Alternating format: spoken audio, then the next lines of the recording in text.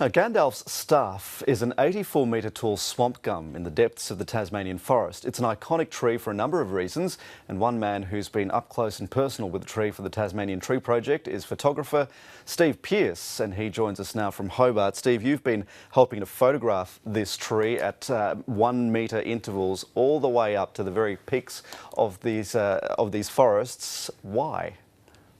Basically to raise awareness about the trees themselves. Australia has 5 of the top 11 highest tree species in the world, and we think it's a really notable fact. And now tell us how you did this, because logistically this has taken, I think, something like 67 days to do. Where to start? Yes, it was a long field time, but we had to mostly wait for Tasmania's difficult weather. Our system was largely on ropes and lines, and so we had to wait for perfectly still days. And if you do look at the final photograph, it's all in fog, and we had 4 days of fog within that 67-day window. And so essentially what you've ended up is with a very long vertical photograph of this tree, which is a perspective we don't normally get for such a large living thing, because we would normally be looking at it from the ground or from the air. Yes, it's quite interesting that it's almost a perspective-less image.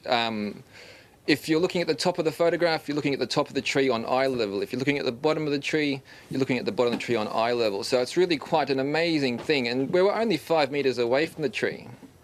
Now, you've travelled around the world capturing images, not just of forests, but also deserts and fjords and lights in the sky.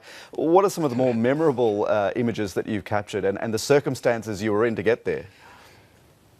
Well, one that comes to mind instantly is eastern Greenland.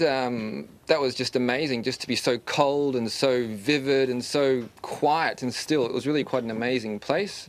And most definitely, both the New Zealand and the Tasmanian Tree Projects, I mean, spending so long in one location with one individual tree, you get an understanding of place and time and the subject like nothing else. You spend also a lot of time in regional Australia working with Aboriginal children who are at risk. Indeed. What do you teach them? And I'm curious what they teach you in return.